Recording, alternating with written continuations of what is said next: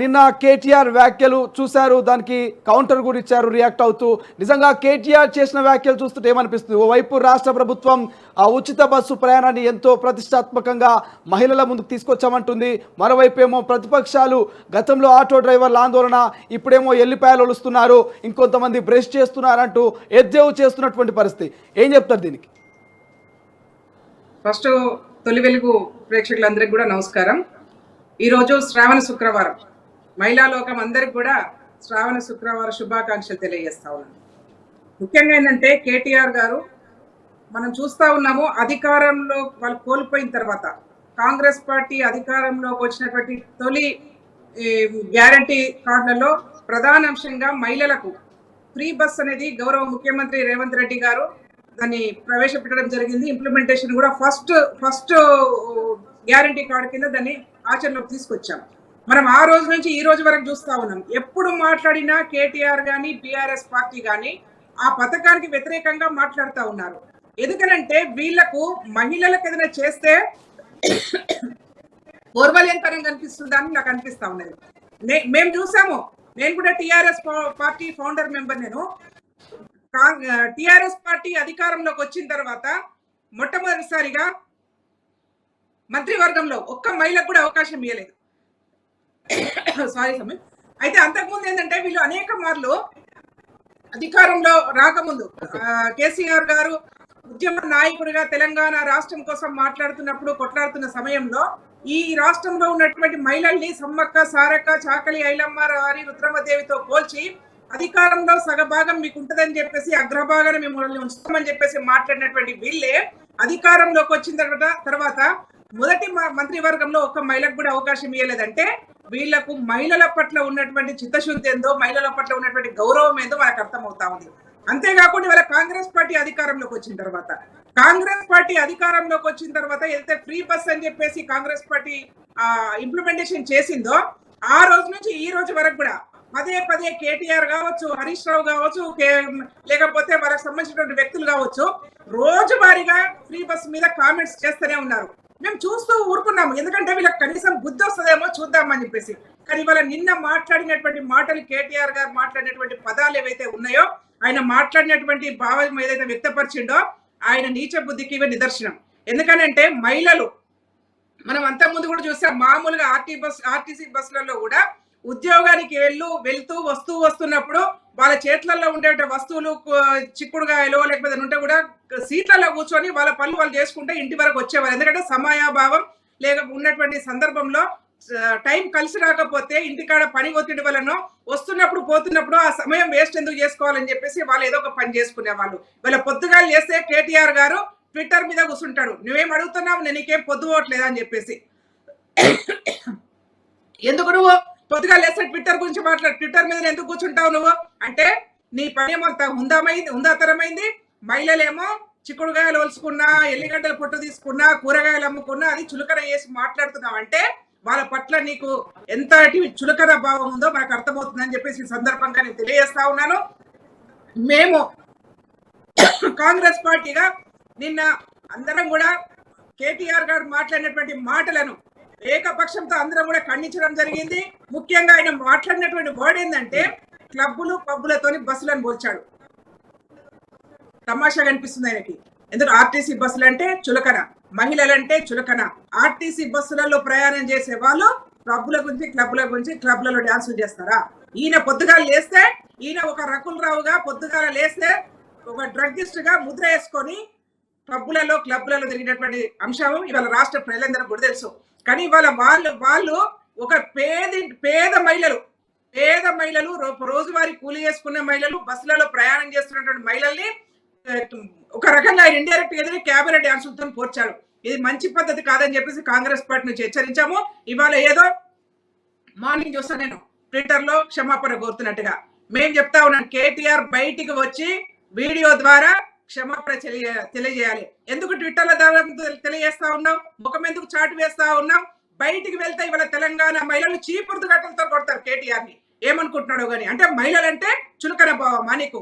ఊరుకునే ప్రసక్తి లేదు. కేటీఆర్ బహిరంగంగా బయటికి వచ్చి ఈ మహిళా లోకానికి, తెలంగాణ మహిళా లోకానికి అందరికి కూడా క్షమాపణ చెప్తా ఉన్నాను, నాకు బుద్ధి వచ్చింది, ఇంకొకసారి మహిళల పట్ల చులకన భావంతో మాట్లాడనని చెప్పేసి బహిరంగంగా క్షమాపణ చెప్పాలని చెప్పేసి కాంగ్రెస్ పార్టీగా డిమాండ్ చేస్తా ఉన్నాం. ఎస్ శోభారాణి గారు, ఒక్కసారిగా మీరు అన్నట్టుగా మహిళలు ఒకవేళ సమయం దొరికినప్పుడు వెళ్ళిపోయి ఒలుచుకోవడమో చిక్కుడుకాయ ఒలుచుకోవడమో ఇతర ఏదో కార్యక్రమాలు చేస్తున్నారు. కానీ ఎందుకు వరుసగా ఈ ఫ్రీ బస్ అన్నటువంటి పథకాన్ని రాష్ట్ర ప్రభుత్వం అమలు చేసిన నాటి నుంచి నేటి వరకు మొదట్లో ఆటో డ్రైవర్ల ఆందోళన, తర్వాత అక్కడక్కడ మహిళలు జుట్టు పట్టుకొని కొట్టుకుంటున్నారు, ఈ ఉచిత బస్సు వల్ల ఎవరికి ఒరిగేదేముంది అనేటువంటి విమర్శలు వచ్చినాయి కొంత ప్రతిపక్షాల నుంచి విపక్షాల నుంచి. కానీ మహిళలు మంచి మంచి అద్భుతమైనటువంటి పథకాన్ని తీసుకొచ్చారు. సామాన్య మహిళలకు రోజువారీగా మేము ఏదైనా పనికి వెళ్తే రోజుకు 30 రూపాయల కన్నా నెలకు 3-4 రూపాయలు మిగులుతున్నాయి, చిట్టీలు కట్టుకుంటున్నాం అంటున్నారు. ఇందులో ఏ వర్షన్ కరెక్ట్ అనుకోవాలి? ప్రతిపక్షాల వర్షన్ కరెక్ట్ అనుకోవాలా, ప్రజల వర్షన్ కరెక్ట్ అనుకోవాలా? మీరేం చెప్తారు అధికార పార్టీ నాయకులుగా? ఇవాళ వాళ్ళు అధికారంలోకి వచ్చి 10 సంవత్సరాలు గవర్నమెంట్ వెహికల్లో తిరిగారు కదండి. మనం ఒకటి మాట్లాడుకుని వీళ్ళకి గతి లేక తిరిగారా? పెద్ద పెద్ద కార్లు వేసుకొని, ల్యాండ్ క్రూజర్లు వేసుకొని ప్రజల యొక్క సొమ్మును వృధాగా చేస్తూ గవర్నమెంట్ వెహికల్లో తిరిగి, గవర్నమెంట్ బంగ్లాలో ఉండి, గవర్నమెంట్ ఫోన్లు వాడుకొని, గవర్నమెంట్ వస్తువులన్నీ కూడా అనుభవిస్తూ వీళ్ళు బాగా బలిసిపోయినారు.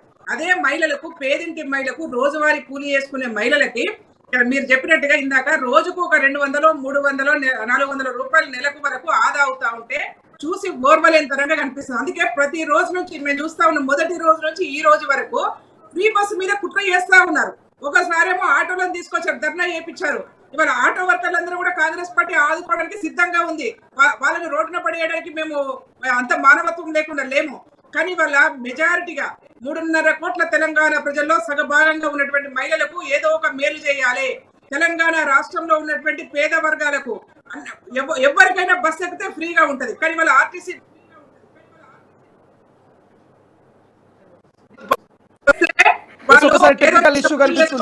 చెప్పండి, చిన్న చిన్న పనులు చేసుకోవడానికి బయటికి వెళ్తా ఉంటారు. అలాంటి వాళ్ళకి ఇవాళ ఫ్రీ బస్ అనేది చాలా ఉపయోగకరంగా ఉంది. కాలేజీకి వెళ్తున్నటువంటి విద్యార్థులకి ఉపయోగకరంగా ఉంది. రోజువారీ చిన్నపాటి ఉద్యోగాలు చేసుకునే వాళ్ళకి ఉపయోగకరంగా ఉంది. అంటే కేటీఆర్ ఇలాంటి చిన్న వర్గాలకు ఉపయోగం చేస్తా ఉంటే, మేలు చేస్తా ఉంటే ఓర్వలేని తరం అది స్పష్టంగా కనిపిస్తా ఉన్నది. అందుకే వాళ్ళ కేటీఆర్ గారు మాట్లాడుతున్నటువంటి మాటలలో చూస్తే బాగా అహంకారం కనిపిస్తా ఉంది, దొరపోకడ కనిపిస్తా ఉంది. ఇలా తెలంగాణ రాష్ట్ర ప్రజలు వీళ్ళకు గోరి తీసి గొయ్యిలో వేసినా కానీ ఇంకా బుద్ధి రాలేదని చెప్పేసి అర్థమైతా ఉంది. అహంకారం అనగాలి. అందుకే ఇవాళ తెలంగాణ రాష్ట్ర ప్రజలకు, మహిళలకు మేము విజ్ఞప్తి చేస్తా ఉన్నాం. ఇవాళ మంచి రోజు, శుభదినము, శుక్రవారము, వరలక్ష్మి వ్రతాలు చేసుకుంటున్నటువంటి మీ అందరూ కూడా ప్రతిజ్ఞ చేయండి. ఇలాంటి అహంకార పూరితమైనటువంటి నాయకులను పాతరేస్తామని చెప్పేసి, ఇట్లాంటి అహంకార పూరితమైనటువంటి వ్యాఖ్యలు మహిళల్ని చులకన చేసి మాట్లాడుతూ ఉంటే ఊరుకునే లేదని చెప్పి తెలియజేస్తా ఉన్నాను. మేము ఇప్పటికి కూడా మళ్ళీ డిమాండ్ చేస్తా ఉన్నాను. కేటీఆర్ గారు ట్విట్టర్ ద్వారా స్పందించడం కాదు, బహిరంగంగా క్షమాపణ చెప్పాలి. లేని పక్షంలో ఎక్కడికి కేటీఆర్ బయటికి వెళ్ళినా మహిళలతో నిరసన జరుగుతుంది. చీపురు దెబ్బలు తినే అవకాశము ఇవాళ ఈ రాష్ట్రంలో ఉంటదని కూడా హెచ్చరిక జారీ చేస్తా ఉన్నాను. ఈ సందర్భంగా మహిళలంటే ఒక ప్రశ్న అడగాల్సిన అవసరం ఉంది. ఇప్పటికే ప్రతిపక్షాలు ఎద్దేవి చేస్తుంది, కామెంట్ చేస్తుంది, అధికారంలోకి వచ్చినాక 6 గ్యారంటీల్ని నెరవేర్స్తామన్నటువంటి కాంగ్రెస్ పార్టీ ఎందుకు మహిళలకు 2500 రూపాయల హామీ ఇచ్చింది? ఇంతవరకు 2500 రూపాయలు ఎక్కడ దాకా పోయింది? ఇక గృహజ్యోతి అని బిట్ట 500 గ్యాస్ సిలిండర్ ఎట్టిపోయింది, 200 యూనిట్ల కరెంట్ ఎట్టిపోయినటువంటి కామెంట్ చేస్తుంది. సో అధికార పార్టీ నాయకులుగా దీని మీద ఎటువంటి క్లారిటీ ఇవ్వబోతున్నారు? ఇప్పుడు ఆల్రెడీ మనము 500 రూపాయల గ్యాస్ అనేది ఇంప్లిమెంటేషన్ జరిగింది. 200 యూనిట్లకు ఫ్రీ కరెంట్ అనేది ఇంప్లిమెంటేషన్ చేశాము. ఫ్రీ బస్ అనేది ఆచరణలోకి వచ్చింది. మొదటి రోజు నుంచి ఈ రోజు వరకు లక్షలాది మంది మహిళలు ప్రయాణం చేస్తున్నారని చెప్పేసి మనకు కౌంటర్ చెప్తా ఉన్నది.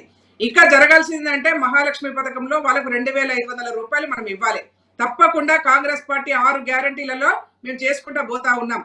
నిన్నగాక మనం చూసాం, ఆగస్టు 15 లోపల గౌరవ ముఖ్యమంత్రి గారు రైతులకు 2 లక్షల రుణమాఫీ చేస్తా అని చెప్పేసి ఇవాళ సగర్వంగా చెప్పుకుంటా ఉన్నాం. నిన్నటితో 2 లక్షల రుణమాఫీ రైతులకు జరిగింది. అంటే ఒక్కొక్కటి మనం చేసుకుంటా పోతా ఉన్నాం. వీళ్ళలాగా మొత్తం రాష్ట్రాన్ని దివాలా తీయించి కేవలం వాళ్ళు, వాళ్ళ ఫామ్ హౌస్ లో వాళ్ళ సిబ్బంది, వాళ్ళ యొక్క మంది మార్బలం బాగుండడం కోసం కాదు.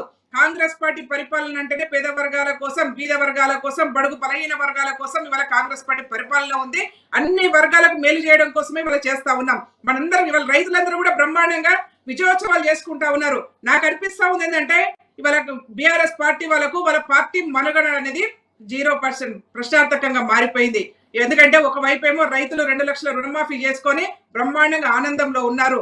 ఇంకోవైపు మహిళలకు ఫ్రీ బస్ ఇచ్చినాం, 500 రూపాయల గ్యాస్ ఇస్తా ఉన్నాం, 200 యూనిట్లకు ఫ్రీ కరెంట్ ఇస్తా ఉన్నాం. ఇంకా మా వైపు నుంచి జరగాల్సినటువంటి ఏవైతే హామీలు ఉన్నాయో 6 గ్యారెంటీలలో తప్పకుండా ఇవాళ కాంగ్రెస్ పార్టీ చేయబోతా ఉంది.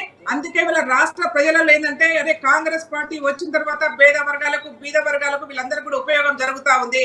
టిఆర్ఎస్ పార్టీలో మనకు ఏమి జరగలేదు, కేవలం ఫామ్ హౌస్ లో ప్రగతి భవన్ తప్పిస్తే ఇవాళ రాష్ట్ర ప్రజలకు ఒరిగింది ఏమీ లేదు. కాబట్టి ఇవాళ ప్రజలందరూ కూడా వాళ్ళని పక్కన పెట్టే ఆలోచనలో ఉన్నారు. కాబట్టి ఆ ఫ్రస్ట్రేషన్ లో కేటీఆర్ కు ఏం చేయాలో పాల్గొనేటువంటి సందర్భంలో వీళ్ళు ఈ విధంగా మాట్లాడుతున్నారని అర్థం చేసుకోవచ్చు.